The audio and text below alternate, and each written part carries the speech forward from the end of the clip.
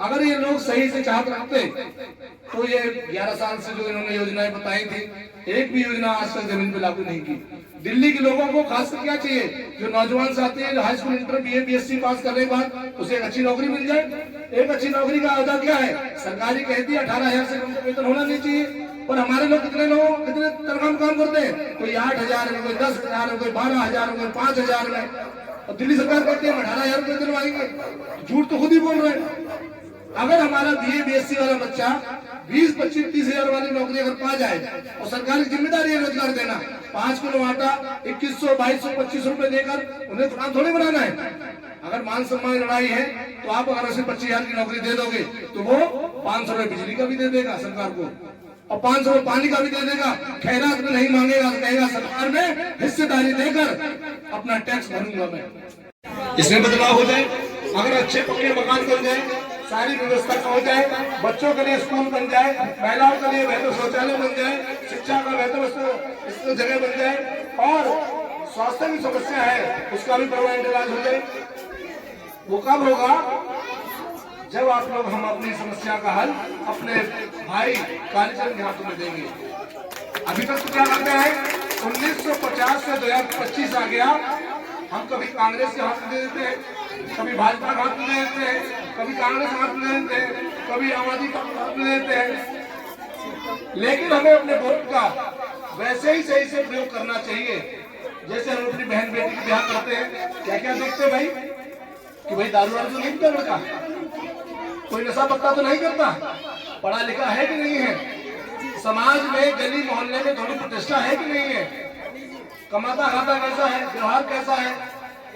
तो हमें भी अपने प्रत्याशी में पूछना तो चाहिए कि वोट ऐसे दी यार, अगर वोट देने के मानक हमको देखना है, अगर हम अपनी बहन बेटियों की शादी करते हैं उसमें जो मानक तैयार करते हैं, तो हमें अपने राजा, अपने क्षेत्र का प्रतिनिधि चुनने के लिए भी उसमें मानक देखने चाहिए।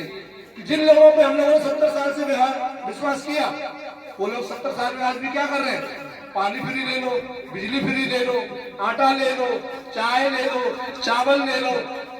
अगर हम लोग खाने के लिए जी रहे हैं ना, तो हम लोगों को आज ही मर जाना चाहिए, क्योंकि खाएंगे तब भी मरेंगे और नहीं खाएंगे तब भी मरेंगे। किसी मान सम्मान की जिंदगी अगर हम लोग भीख की 5 किलो आटा 5 किलो राशन खा के मरने से बेहतर, जिंदा रहने से बेहतर है कि हम पैसे ही मरेंगे, चाहे कितना भी भरने पेट, तब भी एक दिन मरना हमको। लेकिन मरने से पहले अगर इंसान है हम लोग, तो इंसान का जीवन तो जी के जाए।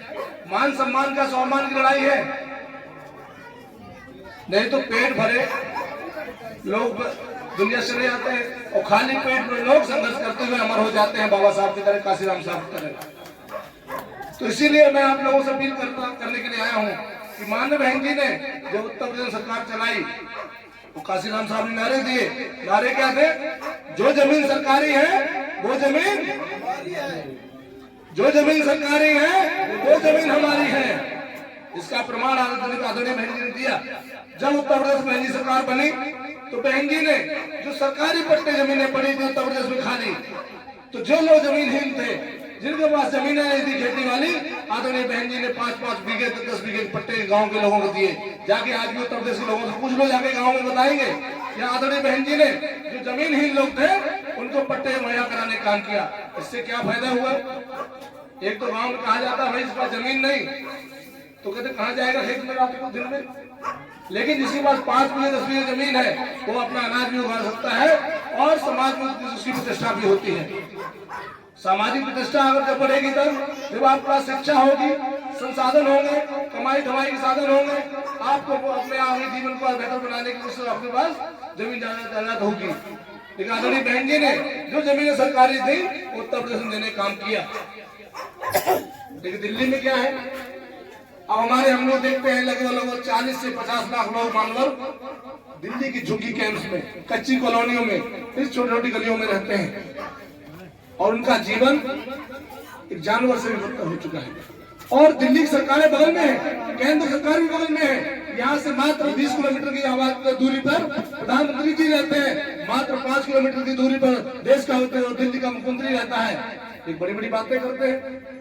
भाई 11 साल हो गए, 11 साल से अभी तक आपको सुध नहीं लगी, अभी भी आप पानी को लोगों को वो तरसा रहे हो, अभी भी आप लोगों को शिक्षा के लिए तरसा रहे हो, अभी भी आप लोगों को स्वास्थ्य के लिए तरसा रहे हैं। अगर इन लोगों की नीयत सही होती, अगर ये लोग सही से चाहत रखते, तो ये 11 साल से जो इन्होंने योजनाएं बताई थी, एक भी योजना आज तक जमीन पे लागू नहीं की। दिल्ली के लोगों को खासकर क्या चाहिए, जो नौजवान साथी है, high school, inter, BA, BSc pass करने के बाद उसे एक अच्छी नौकरी मिल जाए। एक अच्छी नौकरी का अहदा क्या है, सरकारी कहती है 18,000 से कम वेतन होना नहीं चाहिए, पर हमारे लोग कितने लोग कितने तनख्वाह काम करते हैं, कोई 8,000 में, कोई 10,000 में, कोई 12,000 में, 5,000 में, और दिल्ली सरकार कहती है 18,000 रुपये दिलवाएंगे।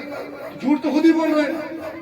अगर हमारा बीए बीएससी वाला बच्चा 20, 25, 30,000 वाली नौकरी अगर पा जाए, और सरकार की जिम्मेदारी है रोजगार देना, 5 किलो आटा 2100, 2200, 2500 रुपए देकर उन्हें गुलाम थोड़ी बनाना है।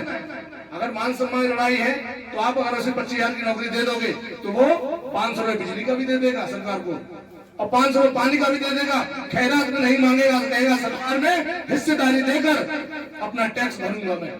लेकिन ये लोग क्या कहते हैं, गुलाम बनाओ इनको, इनके पेट पे हमला करो, इनके दिमाग को अगर आपने भर दिया तो ये लोग सवाल करेंगे।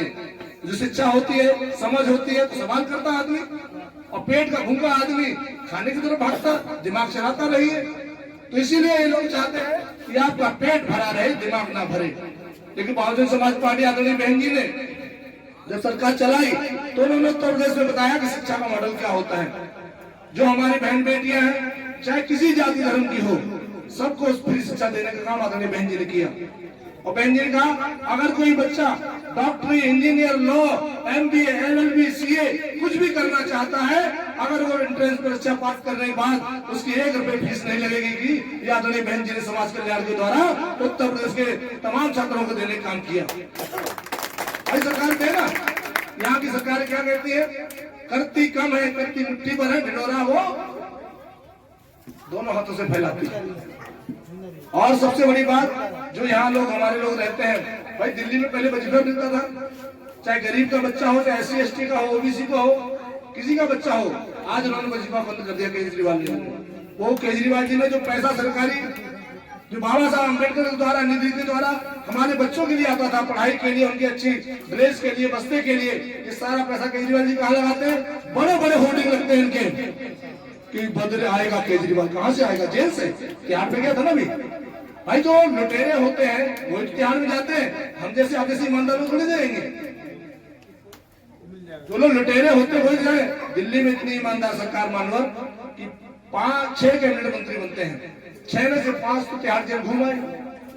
भाई जहां आग होगी वहीं धुआं निकलेगा। कुछ ना कुछ तो गलत किया ना उन्होंने। शराब घोटाला इनका पकड़ा गया, पानी घोटाला इनका पकड़ा गया, और हमारे जो SC ST बच्चों के जो निधि ये वो खा गए। तो तमाम तरह घोटाले में और उजागर होंगे, ये भी लोगों ने किए। और यहाँ तो जो यहाँ प्रोफेसरों की भर्ती होती है और तमाम औहदों की भर्ती होती है, इन्होंने अपने फूफा, भतीजे, चाचा, बुआ, बेटी, नानी, आप में से किसी को भरा तो बता दो। अभी DU में चले जाओ, 2.5-3 लाख रुपए तनख्वाह मिलती है उन लोगों को। 370 लोग इन्होंने अपने रिश्तेदारों को लगवा लिया केजरीवाल जी ने।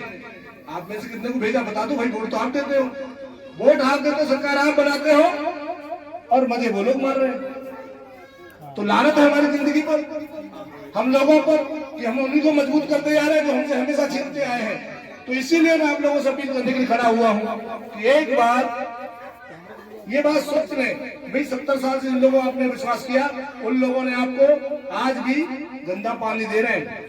अभी भैया बता रहे थे कि यहाँ महिलाएं, जहाँ हमारी बहन बेटियां खाना बनाती, वहीं से लेटरिन का पानी बह रहा होता नालियों में, वही हमारे बच्चे खेल रहे होते हैं, आए दिन बीमार पड़ते हैं, तमाम तरह की समस्याएं होती हैं, तमाम तरह की टीबी, हैजा, आपका मलेरिया, चिकनगुनिया, पता नहीं कौन कौन सी बीमारी से हमारे बच्चे जूझते हैं।